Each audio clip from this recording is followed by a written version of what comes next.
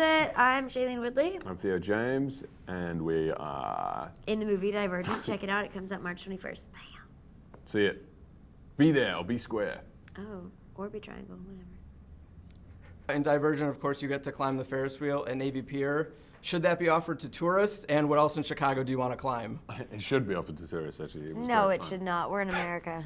Why? Everyone, what does that mean? Yeah, it means a lot of things. I just don't think that. I don't think that that should happen. There's liability, and it would take forever. The line would be long. We're diverging in our opinions right now. I see that. Look at that. So what else in Chicago would you like to climb then? I think it looked cool when they were climbing... The building? Yeah, what building is that? That was in downtown LA, but it did look like Chicago. Yeah, do you remember? It was at the beginning. There's some of the Dauntless Yeah. guys are climbing. I think it's supposed to be one of the more historic buildings here. I don't know which one. Well, I think something notable about this story is that Triss is really determined and underestimated, and that kind of motivates her. What's the time in your life, at any point in your life, that you felt motivated by people thinking that you couldn't do something? I think it's sort of a normal thing to go through when you're a teenager, right? You sort of base your life on the opinion of others because you're getting to know yourself.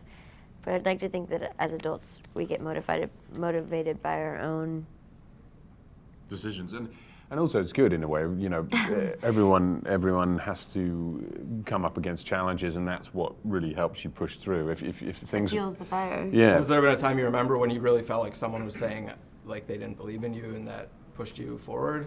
No.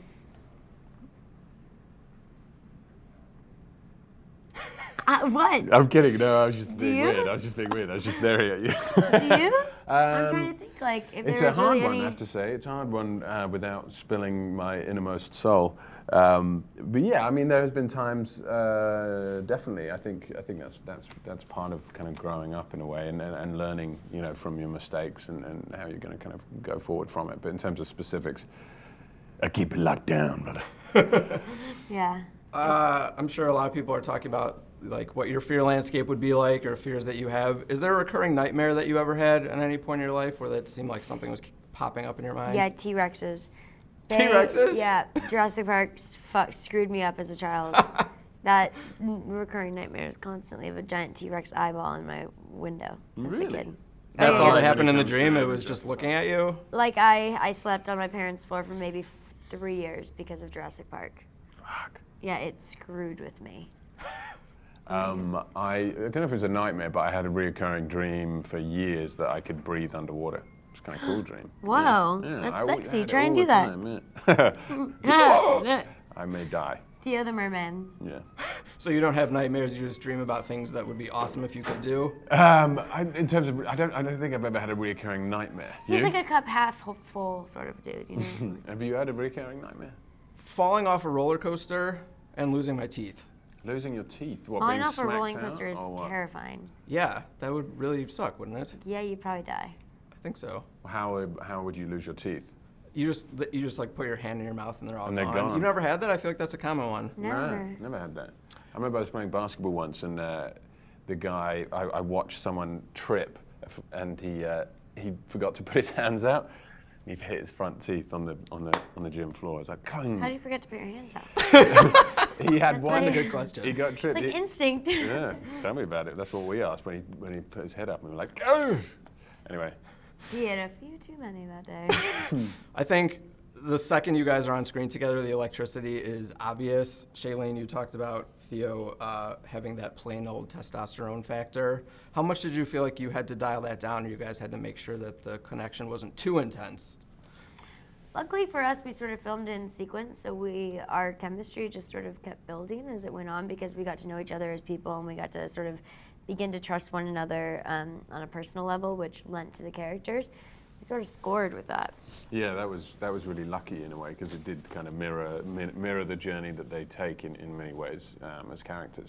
I want to go sort of quickly, just say something that comes off the top of your head of a time of the situations I'll give you. Can you tell me something, first thing that comes to your mind that you did that either showed bravery or cowardice? Fuck, that's a tough one. I remember as a 12-year-old, I saved somebody from the ocean. That was pretty cool. That was pretty brave. I was a lifeguard on similar themes, and I saved a little girl from drowning when she jumped in and her armbands came off.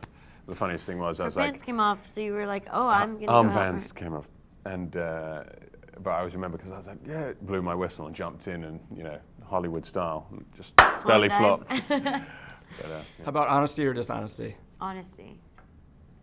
Is there something that you did that Oh, I thought you showed were like, that? choose Which do you between prefer? that. I don't know, how dark do you want to get? We might get arrested. Yeah. Is there a time that you did something that showed you being one or the other?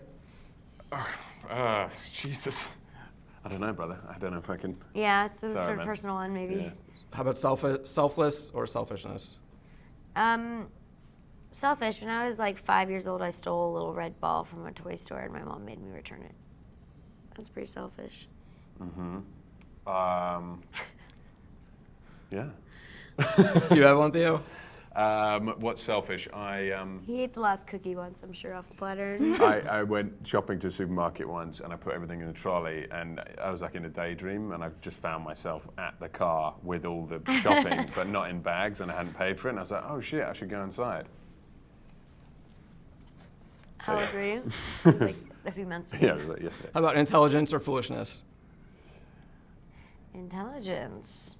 Something smart that you've done? Foolishness happens daily, I've got to say. Yeah, you're pretty foolish, like in the best way possible. Me too, though. I feel like foolishness is goofy. Yeah, there's lots of foolishness happening. And lastly, peacefulness or conflict? Peacefulness. Just like being there for people. Family, I think, is important. That would be peacefulness. Yeah. I'll give you a few options. Feel free to take advantage of which either one you want. Can you either tell me a joke, rap part of a song you know the words to, or sing your favorite TV theme song? Okay, what is Einstein? I always say Einstein. What is Beethoven's favorite fruit? What? Banana, banana, banana. You mean Beethoven? Is that what I said? What did I say? Yeah. I said Beethoven. Did you? I said Okay. Einstein first, and then I changed it to Oh, Beethoven. cool. Bingo. But I think Einstein likes bananas too. He does Yeah. like Put it on the bananas record. too. Yeah. Bananas are sterile. Fun fact. They cannot reproduce without human hands. Your turn. Really? Yeah. Interesting. There's no seeds. Think about it. As I walked through the valley of the shadow of death, I took a look at my life and realized there's nothing left because I've been walking and blasting so long that even my mama thinks that my mind is gone. Bam. That was really good. Sexy. Yeah, there we go. If there was a character whose nickname was 250 and was afraid of everything, who do you think should play him?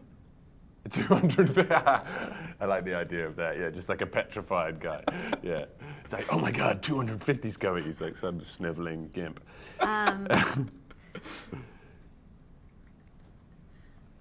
Miles Teller. Do you think he would have been good for that role? Miles Teller or Paul Giamatti or Matthew McConaughey. It would definitely be between the three of them. Matthew McConaughey. Good That one. would be something. Or John Travolta. 250. I think we should put him in the book. I think that he should be in the next movie, shouldn't he? Put him in the book. They're written, dude. She said it. Super fast, before I run out of time, would you rather get eaten alive or be burned alive? Burned alive. I would choose neither. Would you rather freeze or drown? Freeze. Neither. Freeze. Have knives thrown at you or sharks thrown at you? Sharks. At least it's like the circle of life with a shark. Knives, I think.